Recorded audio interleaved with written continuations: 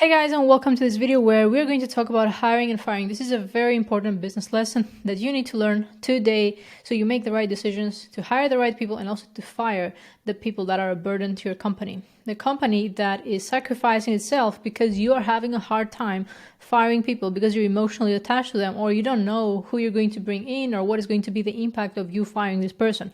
So I want you to make decisions based off of data and stop being so emotional about firing or even hiring, okay?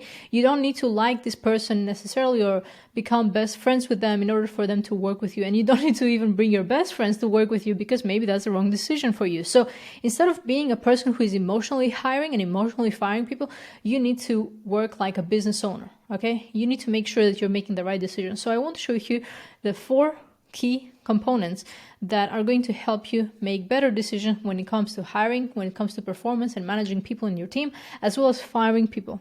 All right? Because I believe that it's easier to hire people than to fire people. And I'm going to explain in a bit why that is the case. So by the end of this video, I want you to understand how to hire and how to fire. That's all it is. And it is very important because as you're growing your business, you need to scale, you need people, and then of course you need some systems to make sure that they're doing things in a leveraged way. So let's get started with this. The first key component is the hiring process. And a lot of people like to talk about, but I send a few messages or DM me closer or setter or something like this, and then we'll figure it out if you're a good fit or not. And this is not the right thing to do. And the reason for that is not because I like bureaucracy and I like paperwork and I like forms and, pretending to be formal here, but it's more so that it makes it easier for you to have a hiring form and go through the process of qualifying people in one place instead of just going back and forth with messages like, let's schedule a call, but when, but what, but do you have portfolio and all this? So just create a hiring form on Google Sheets or like Google Forms and also Airtable, and just start hiring based off a hiring form. Now, it's also very important that you ask the right questions there. For example, you ask them what is their availability, what is their background, what are their expectations, if they have experience with the different software that you're using, or if they have experience with client-facing activities, right? So you want to ask all these questions because you need to make an informed decision if you want to even jump on a call with a person. Because I'll tell you, if you have like hundreds of applicants for a role, especially for junior roles, you don't want to waste your time with people who are not qualified. So you need to ask the right questions to get the most information without even having to jump on a call. So then you just qualify and then you jump on a call with the right people. The next one is job description, KPIs, and interview assignments. Super important because you need to set expectations as to what you expect this person to do. If they are not going to be the person who can take care of this role and these responsibilities, why do you even have them apply? Like, you're wasting their time and your time as well. So KPIs and responsibilities, because this is also going to allow you to understand better what is the reason you're hiring, right? Very often, and you may have seen like in a lot of tech companies that they're laying off like thousands of people, and sometimes it's because they don't have clear KPIs and responsibilities. They just throw more bodies to problems, more people, and they're just like, okay, this is going to get solved because we have like 100 people, but you could have 100 inefficient people, right? And what happens is things go down and then you fire all 100 of them. So make sure you have clear KPIs and responsibilities. What do you want them to do? And, what are the KPIs and how would you know that they are performing? And the last one is the interview assignment. This is something I wish someone showed me earlier. And that is basically asking them to complete an assignment based on this role. All right. And in more corporate roles and, industries, you may see that this is a standard thing, but in the online space, agencies and coaches and consultants, we don't have interview assignments. Like, no one is talking about this. And this is something that I implemented for myself and also for our clients that we're scaling to 100K to $1 million per month. And it's a game changer because you see who is truly committed for this role and who truly cares to go to the next stage. I mean, of course, the interview assignment will happen after the first interview, okay? You have an interview assignment, second interview, and then you make a decision who you're going to hire. On the interview assignment, you're asking questions that are not like, right or wrong, is this blue or is it red? No, you're asking a question where you want to see how they think about things, right? And what is their depth of understanding and how would they manage specific situations with clients, with sales, with whatever their department is going to be, all right? So these 4 things, you must have them if you want to make the right decisions. If you don't have them and you want to be a bit laid back and you don't really care so much and whatever you like talking to people so you can do, it's like, well, go ahead, hire with your hiring process. And then, when this person is going to waste your time and your money and all the company's resources, then you will need to go back to this. All right. And, I hate going through inefficient processes, and I hate going through like a lot of paperwork and all this, but trust me, this is something that you must have in your company today. Next one is expectations. So let's say now you found the right person, you hired them. You need to set expectations with them. You need to be clear on what you're giving them and what you're taking from them. So what that means is what you're giving them, right, is a purpose and a mission. A lot of people nowadays want to have purpose, or like they want to work with someone who actually truly cares, or they feel like they align with their values and they can help each other grow together, right? Like nobody likes to work with a greedy person who all they want to do is make money and, work with win-lose situations. They want to work with people who are on a win-win level, all right? Next one is a community of driven people. So working in certain companies is also a matter of networking sometimes, right? Like in my case, I have worked with very high caliber people that recommended me to reach out to me. So that was a great opportunity for me to also network with people. So being able to have a community of these driven people allows you to network and also allows you to, be happy with what you're doing and being fulfilled and motivated to work in this company. Progress, opportunities, and skills. A lot of learning, a lot of opportunities for them to grow, and a lot of skills to learn. And the last one is stability and freedom. So, you may have these entrepreneurs who are people that always wanted to be entrepreneurs, but there's this one reason that is holding them back. So, you're giving them that stability and that freedom at the same time. And, a lot of people, and especially older people, really appreciate this. Older people, I mean people in their 30s, 40s, really appreciate the stability and freedom, and maybe they have other priorities like their family. And what you're taking from them is you want communication that is structured and respectful. Okay, your team must respect you. The moment they are disrespectful is the moment you send them a private message and you're like, hey, that's not cool. You're crossing the line. We need to have a chat, or maybe they're going to go on a performance review. But personally, I'm super strict with communication. I like people in my team to be respectful. And of course, we are going to have fun and, send a little emojis and all this, tease each other, but it always needs to be structured and respectful. The next thing is productivity. You want to make sure that they're meeting their deadlines, as I'm also showing here. They are performing, they are doing things to fulfill the needs and not just to meet the needs of whatever task they have. And then they're meeting the expectations, whether it is the expectations of the team, of the stakeholders of the company, of the clients. These expectations need to be met. So that is it. Hiring process, expectation. Let's go on to the next one, systems. So you need to have an ecosystem, right? Nobody likes to work in a company that is super disorganized.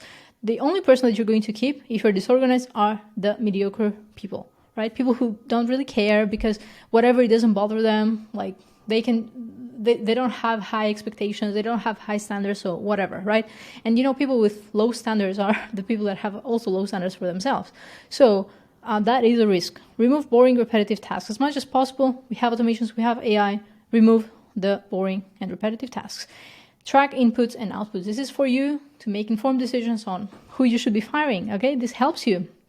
And also, you need to have a performance benchmark. So the moment you have those systems in place, you also have a benchmark on, okay, this is what is normal when it comes to client success. 30 check-ins per day, 50 check-ins per day, that is normal. If someone comes in and does like 100, then oh wow, maybe our team is not performing actually, and 100 messages, 100 check-ins should be the actual benchmark. So it allows you to have a benchmark and have expectations and make sure that, this whole thing feeds also the hiring process, right? So systems feed the hiring process. Hiring process feeds the systems. It all works like an ecosystem together. And last one, it allows you to make data-driven decisions. As I showed you here, you track inputs, you track outputs. Data-driven decisions. No more emotional hiring. No more emotional firing as well. Like waiting for months and months, extending for months and months to fire this person. You're like, okay, I'll give him or her 30 days. I'll give her 60 days. And in reality, you should give them 0 days. Just fire that person. Stop being so emotional about it. Because this person, they don't care about their own goals and dreams. Why do you care so much to have them in your company? So stop being a baby and fire that person, all right? And these are the 7 business pillars. So make sure you have the systems around the 7 business pillars so you can support your company. And last one, the last key component to people management and team management is management itself. All right. So you need to have ongoing trainings and workshops. This is something that I neglected, to be honest, on the first year of my business. And I had expectations that everyone will come in, they'll be super trained, they know exactly what to do. But in reality, they did not have the insights that I had. So it was important for me that I share these insights because I wanted my team to be smart. I want to feed them with information and knowledge so then they can make decisions on my behalf or on the company's behalf. And they don't need to go back to me and ask me, hey, Katie, what do you think about this? What do you think about that? Right? So what I did is I created one training per week. Every Wednesday, 10 a.m. or 11 a.m., we would have a training. Learn how to do this, learn how to do that. And you'll be surprised at, the knowledge level of your team. You'll have higher expectations because you think you did some demo trainings, because you showed them this or that, or you shared some Loom videos with them. But in reality, most of them, they either didn't pay attention or maybe they didn't even watch what you sent them. All right. So make sure that you are training them on an ongoing basis. And something I really like to use is Kahoot for comprehension. Okay. Weekly meetings. And the reason for that is because I want to have like a temperature check to see how is my team feeling about things. How are they, if we have momentum in the company, if they're motivated or not. And I think the moment that I do show up on these calls, I make sure to kind of like remind them what is the mission, that we're all in this together, and I care to show up. And it's not just like I'm throwing them on the front line and then I just disappear on the back, but in reality, I'm with them. And if your company is at scale, for example, you're making 500K to 1 million per month and you have department leaders, you can let them run the department meetings. And then on a monthly basis, you have an all-in like team meeting. All right. Next one, you need to have a scorecard. And the last one, you need to have performance reviews if needed. If you see that someone is not performing, if you see that you're constantly asking them to do the same thing again and again, and you're not satisfied with their performance, you basically have performance review call. You see exactly what's wrong with them, and you make the decision to either work with them for a certain time frame or you're firing them. Okay, so let's go on to the next one. Pay attention to firing, and this is the last part that I want to discuss on this video. You need to pay attention to who you're hiring, as I showed you, but also to who you're firing. All right. So when it comes to hiring, things are quite positive. I would say they're even easier sometimes. Like if you have hired like a few people, then you understand it's easier to hire than fire. And I'll show you why. On hiring, you have no emotional connection with these people whatsoever. Unless you're hiring your mom or your sister, there's no emotional connection. So you'd be like, okay, I don't like this person, or I like this person, or this is a red flag, this is a green flag, right? Easy. Whereas in firing, you're like, oh, but I know this person for so long. They have been so loyal to me. Maybe they even bought you a gift. So now you're like, but I don't know. Should I fire? What should I do, right? And when you're hiring, you're also in a recruitment state of mind.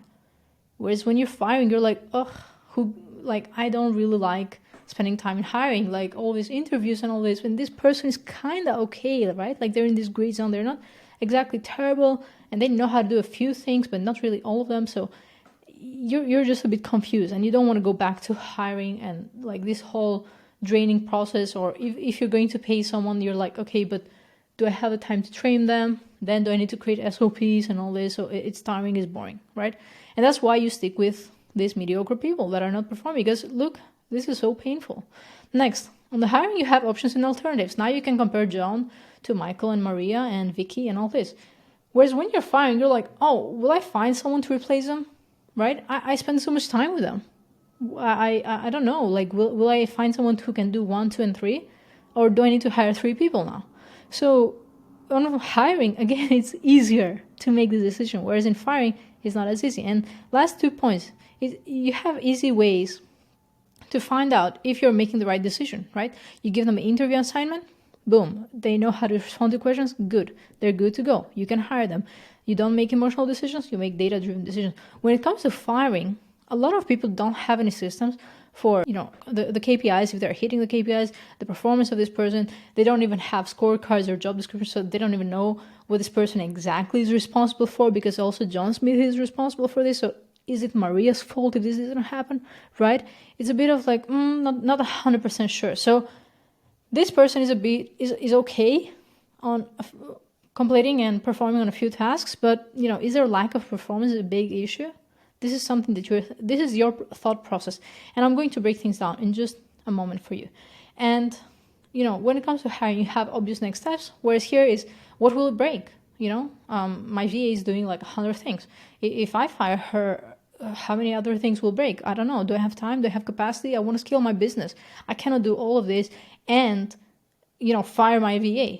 So I'll just keep my VA and try to scale my business. So you're carrying your VA on your back and you're like, okay, we're going to go up this mountain. And it's impossible for you because your VA sucks, your sales team sucks, you're hiring, your HR team sucks, your operations team sucks, everyone sucks. And you're like, yeah, we'll make it, guys. But no, you are not going to make it because you have too much weight and you are sacrificing your business because you are afraid to sacrifice this.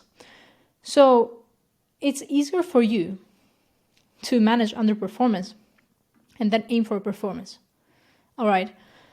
And the reason I'm saying that is because instead of focusing so much on okay, how do I make my people perform? How do I make my people perform? Then focus on how do I make people that are not performing either start performing or I remove them from the business. All right. And let me answer these questions here because all these are probably thoughts that you may have right now or you had in the past. So I know this person for so long. Well, that means something when it comes to your personal relationship with this person, but your business is a separate entity. So why are you mixing your personal relationship to this person with business? The market is not going to congratulate you because you kept a good relationship with John Smith, who ruined your entire client success strategy, right? So for this one, you've known this person for so long, that's fine. You can stay friends outside of business, but you're not friends in business. You're friendly, but you're not friends. I don't have time to hire again. If you don't have time, then you can pay someone to hire people for you, or you can make some time for this. It's a priority. There's no such thing as I don't have time. It's just not a priority for you. So instead of being sitting on your phone for hours and hours or going out and partying, maybe you can spend 2-3 hours per week to go back into recruitment. And one thing I also tell my clients is that you shouldn't start recruiting people when you are in need. You should start building your hiring pool, the people that you're going to work with much earlier. So if you know that you're not going to have capacity for client success in the future, then you start looking for client success team members today, or you start working on this and you get your assistant to, putting out job posts and all this. And the question, will I find someone to replace them? The answer is yes. I don't need to go into details about this, but yes, you will find someone to replace them. If they are performing multiple roles in the company, then you can find 2 or 3 people. That's totally fine. All right. It's costing you more to keep this person than to actually let them go and replacing them. All right. If this person is okay and their performance is a big issue, well, it is a big issue because your team members, they're observing. All right. They're observing how you're treating John Smith.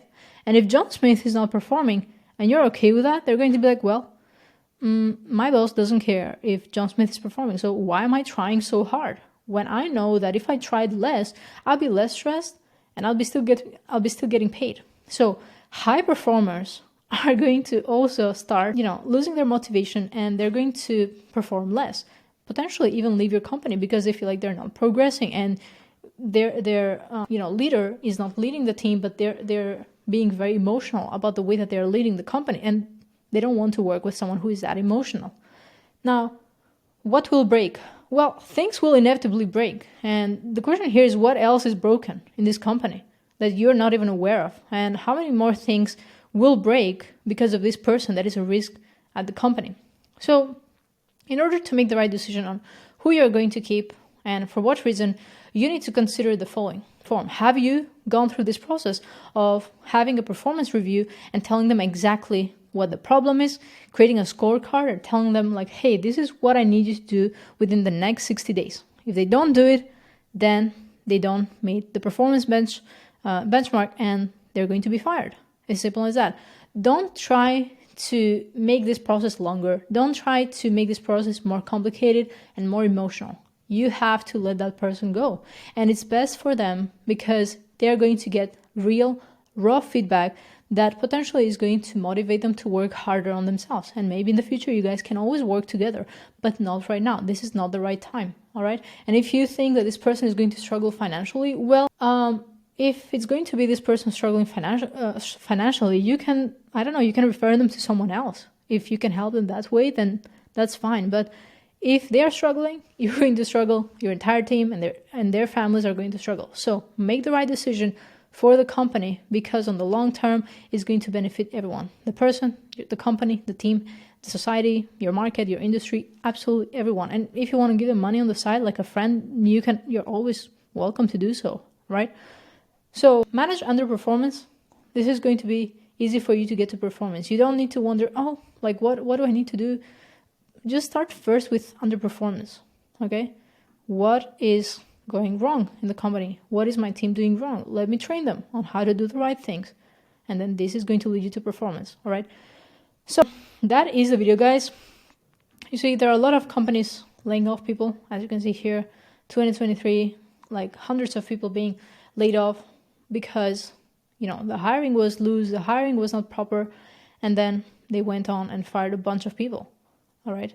So you don't want to wait until last minute, until your company is making 1% revenue before you start firing people. You need to start firing today. So exercise for you after this video. Think about who needs to be fired in your company and then make that decision and fire them. And who needs to be hired in the company. Make that decision and start hiring. All right. Give them a fair chance to perform. Give them, the environment and actually understand why they're not performing. And if they keep on not performing, you just remove them and you replace them. And that is going to be fair for everyone and the person itself. So thank you guys for watching, and I'll see you on the next videos. I really hope you enjoyed this one. If you have any questions, let me know in the comments below. And, if you would like to work together with me and my team on building 7-figure systems and improving the performance of your team, as well as, the entire ecosystem in your company and backend to scale to 100K to $1 million per month, you can schedule a call with me. The link is down below, and I'll see you in the next video. Take care. Bye.